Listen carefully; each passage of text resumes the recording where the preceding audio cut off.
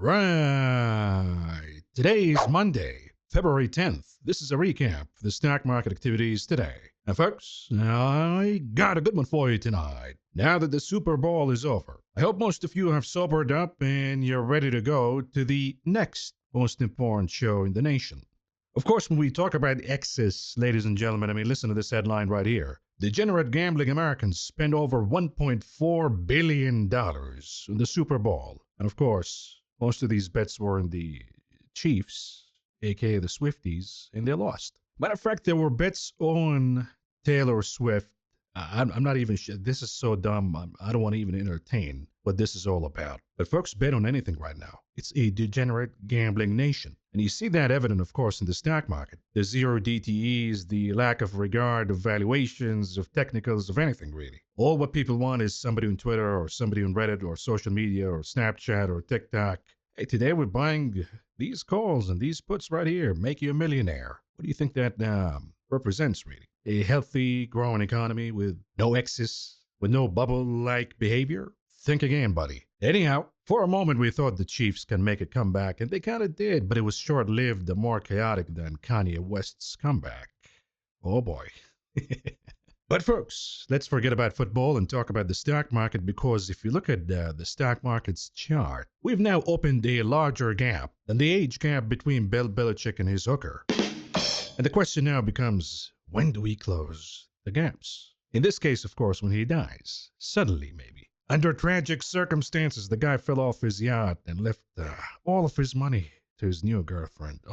Nobody saw that coming. But anyways, before we talk about the stock market and the gaps, let's talk about some of the macro events that we have and the developments that we got regarding the economy and, most importantly, the trade war. Over the weekend, we got more retaliation from China, now on about $14 billion worth of U.S. goods. And in response, of course, the United States, over the weekend, now imposed 25% tariffs on steel and aluminum imports, of course impacting China the most. The Trump administration wants to hit China really hard, and now they're thinking about tariffs on even prescription drugs coming out of China, which means all of the generics that you guys and gals get for your whatever diseases you got and conditions and illusions. Well, that's going to cost you more now, which is inflationary. And there are warnings that don't do it because this is going to have impacts. You're trying to cut the cost in the health department and Medicare and all of that, but without the generics, if we buy from the big pharmaceutical companies that we have,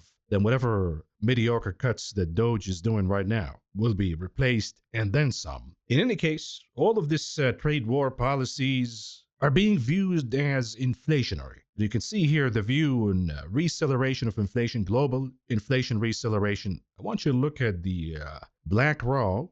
That's for Jan 2025. You can see a huge jump. You look at the blue column or blue row here, the November 24 before the elections, and then you see the contrast with the Jan 25. It's absolutely huge. What's also important is when you look at global growth receleration, look at the contrast that we have, let's say October 2024 versus the black row, which is Jan 2025, huge drop. So we're betting right now on higher inflation and lower growth. The combination of both is, say it with me again, stagflation. And it kind of affirms what the Bank of England said last week. And this is going to be, you got to understand that there's a lot of psychology involved here. If we expect higher inflation, we'll get it. If we expect higher growth, we'll get it because it changes the behavior from the consumer side, from the employer side. More on that in a minute, but you look again across the board, folks, whether we look at the 2-year inflation swap in the US, in the European Union, Japan, all of them are moving higher specifically after the elections. Why? Because we have the risk of tariffs and trade wars, which is inflationary. The tougher and more serious the trade war, the more inflationary it is. And the evidence, of course, is what we got today in the commodities market when we've seen the tariffs on steel and aluminum. You've seen the prices of those commodities going higher. Now, the problem for the economy, for the Fed, for the market is the following. This is what we got on Friday, by the way, and caused the flush that we got in the market right away at the moment the news came out. The headline reads, inflation expectations pop to the highest level in a year. And look at Jay Powell with the shocked face. Was that just transitory, the drop in inflation? Yes, it was. And you see right here, 1 year inflation expectations jumping significantly higher. Now 4.3%. That's way, way, way, way, way above the Federal Reserve target. And then you have 5 years also moving higher. Now, could it be exacerbated a little bit? Of course, because we have tariff expectations. And folks, when they hear tariffs, they expect higher inflation. Then maybe when the policies are clearer, and maybe we find out that the bark is tougher than the bite, those inflation expectations cool off, even though we explained in details before that the tariff policy is part of the dogma of the new administration, Trumponomics. They're not going to let it go. They believe that we should tax the population less and we should rely on tariffs for government revenue. And a lot of folks agree with that. I agree with it to a certain extent, but I know that the impact of tariffs and the combination of lower taxes is inflationary. You can't have your cake and eat it. You can't have your cake and eat it too. And we also have really interesting finding here from the consumer sentiment index that we got on Friday.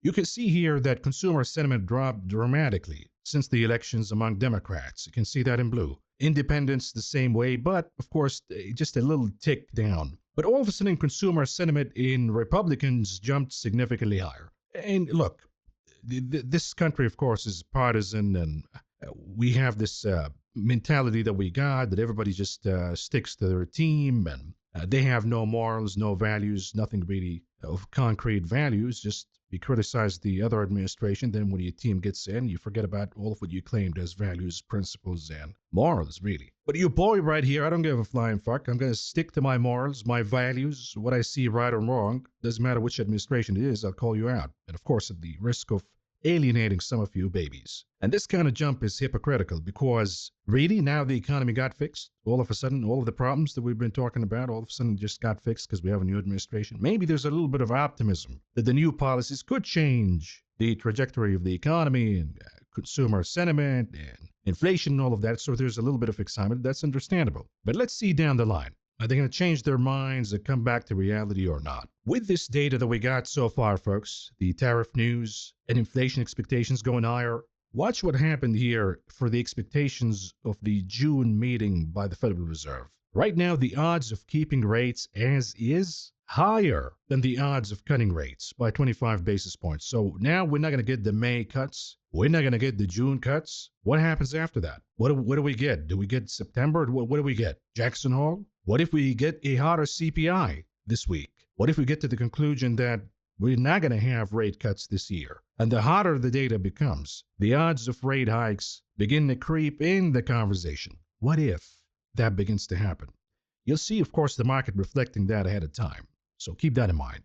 Now, also on Friday, we got the jobs numbers, and what's important is wages versus inflation. So you see that wages are beginning to creep higher again. And of course, in time, that leads to higher inflation. So that's your inflation risk, which we talked about the duality of the risk, the walking the tightrope and the wind and all of these analogies that we talked about last year. Now, with the inflation risk creeping back in, that's going to limit the Federal Reserve's ability to cut rates and have a stimulative or at least an easy policy, which the market was betting on. And that is evident, of course, by the pause that they've done in the last meeting. We know that the steps are you cut, you pause, then you hike. You hike, you pause, then you cut. So this is not heading toward a, let's say, favorable outcome to anybody betting on gambling that this year is going to be as good as 24 and 23. At the same time, with the inflation risk increasing, guess what's also increasing? The recession risk. Now, the jobs number, you got